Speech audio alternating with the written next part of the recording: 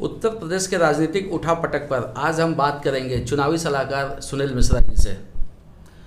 Sir, Uttar Pradesh की राजनीतिक हलचल पर आपकी क्या राय है? देखिए, सबसे पहली चीज़ तो जो उत्तर प्रदेश में राजनीतिक हलचल है, ये मान के चलिए कि पिछले 4 सालों में कहीं ना कहीं जो विष का घड़ा भर रहा था, लोगों में नहीं बल्कि भारतीय जनता पार्टी के कार्यकर्ताओं में, जीते हुए विधायकों में और तमाम सांसदों के अंदर जो कहीं ना कहीं एक गुस्सा पल रहा था, उस गुस्से का ही प्रतिरूप है वो योगी जी की मोदी जी के साथ मीटिंग हो, जेपी नड्डा की फटकार हो या तमाम पहलुओं पे। तो पहली चीज़ तो आप ये समझ लें कि अगर आग है कहीं ना कहीं तो धुआं भी उससे निकलता है। ये मान के चलिए कि जो धुआं आप देख रहे हैं भारतीय जनता पार्टी में, एक कलह की चीज़ें दिख रही हैं। कहीं चर्चा ये है कि क्या योगी जी बदले जाएंगे, कहीं चर्चा ये है कि कहीं ना कहीं ब्राह्मण चेहरों को मैनेज करने के लिए 2 लोगों को नया मंत्री पद दिया जाएगा। तो समस्या तो कुछ है। मुझे लगता है कि 4 सालों में भारतीय जनता पार्टी ने जिस चीज़ को नज़रअंदाज किया था, आज उसे पश्चिम बंगाल चुनाव हारने के बाद याद आ रहा है कि अगर अभी नहीं संभलेंगे तो शायद बहुत देर हो जाएगी। जी, उत्तर प्रदेश में जातिगत समीकरण को साधने में योगी सरकार फेल क्यों दिख रही है? देखिए क्या है, सबसे इसके 2 पहलू हैं। सबसे पहली चीज़ तो अगर आप देखें पिछले चुनाव में जो 2017 का चुनाव था, उत्तर प्रदेश में भारतीय जनता पार्टी के जीत के 2-3 मुख्य कारण थे।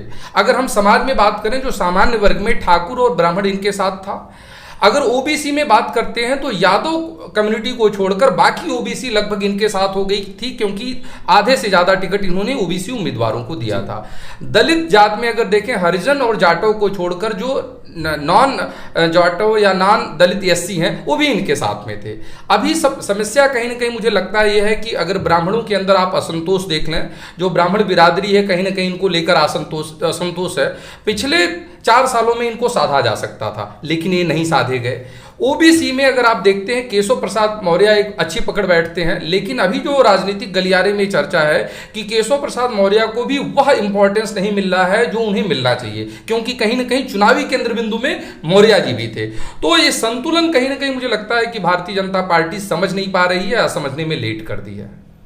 आपको क्या लगता है, योगी जी की विदाई हो सकती है?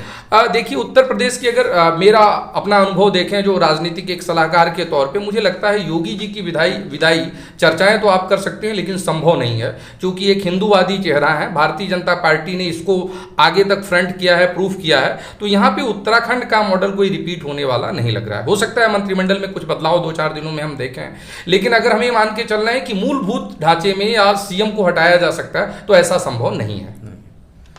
उत्तर प्रदेश में भाजपा को कई वर्तमान विधायक एवं कार्यकर्ता नाखुश हैं, क्यों? देखिए क्या है, उत्तर प्रदेश सरकार से पहले अगर आप लेकर चलें, हरियाणा में खट्टर जी की सरकार, इसके अलावा तमाम और प्रदेशों में भारतीय जनता पार्टी की प्रदेश में सरकार नहीं आ पाई है। उत्तर प्रदेश में कहीं ना कहीं भाजपा पूरा संगठन और आरएसएस भी चिंतित है। अभी समस्या यह है कि जातिगत संतुलन के आधार पे ही भारतीय जनता पार्टी 2017 चुनाव में आई थी। जो समीकरण मैंने बताया, कहीं ना कहीं जिनके बदौलत आप आए थे उनको आप साध नहीं पाए हैं। उदाहरण के तौर पे मैं बार बार कहता हूं कि ब्राह्मण एक इंटेलेक्चुअल कम्युनिटी है और उस इंटेलेक्चुअल कम्युनिटी का 13 से 14% तो जो भी साक्ष्यों के साथ में है उत्तर प्रदेश में उनकी शेयरिंग है। क्यों उनको नहीं साधा गया? या जो 7 मंत्री आपने ब्राह्मण ऐसे बनाए उसमें इफेक्टिव क्यों नहीं बनाए? लोगों किसकी पकड़ है जमीन पे, आप ये बताइए। अभी अफरा तफरी में आप क्या कर रहे हैं कि एके शर्मा को लाया जाए, जो है जितिन प्रसाद को कैसे बनाया जाए। तो मुझे एक चीज सरकार को भी बतानी है और आपको एक चीज आप ये समझ लें, मुझे लगता है कि राजनीतिक संतुलन के लिए जातिगत संतुलन उत्तर प्रदेश में बहुत जरूरी है और जातिगत संतुलन में अभी भारतीय जनता पार्टी विफल दिख रही है। क्या 2022 में भाजपा पुनः वापसी कर सकती है? देखिए 2000 अभी तो बड़ी जल्दबाजी होगी अगर आप भारतीय जनता पार्टी के लिए कहें, क्योंकि जातिगत समीकरण अगर सही से नहीं सध पाए तो भारतीय जनता पार्टी सिर्फ मोदी ब्रांड पे उत्तर प्रदेश में चुनाव इस बार तो कम से कम नहीं जीत सकती है। दूसरी चीजें आप ये लेकर चलें, पश्चिम बंगाल से लेकर तमाम प्रदेशों में, मध्य प्रदेश के चुनाव रहे हो, छत्तीसगढ़ के चुनाव, झारखंड के चुनाव, ऐसे चुनाव रहे हैं जहां पर भारतीय जनता पार्टी का सुपड़ा साफ हो गया है। एक तरह से मानकर चलें कि भारतीय जनता पार्टी उस तरह से नहीं दिख पाई जिस तरह से मोदी लहर दिखती थी। तो मुझे लग रहा है कि अभी यह कहना बड़ा जल्दबाजी होगा कि 2022 में भारतीय जनता पार्टी रिपीट करेगी। ये तमाम फैक्टरों पे डिपेंड करता है कि क्या जो बिरादरी, जो जात, जो संप्रदाय के लोग अभी भारतीय जनता पार्टी के कोर थे, मैं बात कर रहा हूं उन ब्राह्मण परिवारों की, मैं बात कर रहा हूं ओबीसी के उन मतदाताओं की जिन्होंने बीजेपी का साथ पिछले चुनाव में दिया था, या एससी कम्युनिटी के, अगर हम जाटो और हरिजन समाज को छोड़ देते हैं तो जो बची हुई कम्युनिटी थी, इस बार थोड़ा सा समस्या उतनी जो है नहीं है जितनी 2017 में थी। कहीं ना कहीं समस्याओं का रूप बदल चुका है। तो मुझे लगता है ये अभी बड़ी जल्दबाजी होगी कि बीजेपी रिपीट करेगी, लेकिन हाँ, अगर इस तरह से ही चाल चलन चरित्र और ऐसे ही सरकार का रहा तो असंभव हो सकता है। अच्छा, भाजपा को दोबारा सत्ता में वापसी के लिए क्या करना चाहिए? देखिए, भारतीय जनता पार्टी को सबसे पहली चीज तो अपनी भूल पे उन्हें सीखना होगा। पश्चिम बंगाल में उन्होंने क्या किया? पश्चिम बंगाल में उन्होंने ऊपर ऊपर तो कहीं ना कहीं लहर बनाए, लेकिन ग्राउंड पे लहर नहीं बन पाई थी।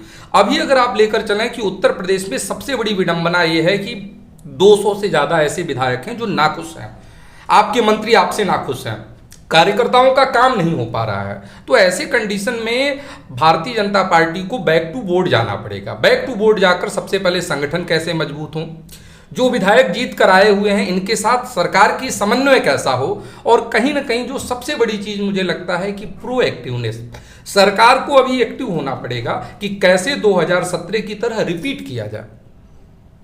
चलिए, बहुत अच्छा लगा आपसे बात करके। Thank you so much. Thank you so much.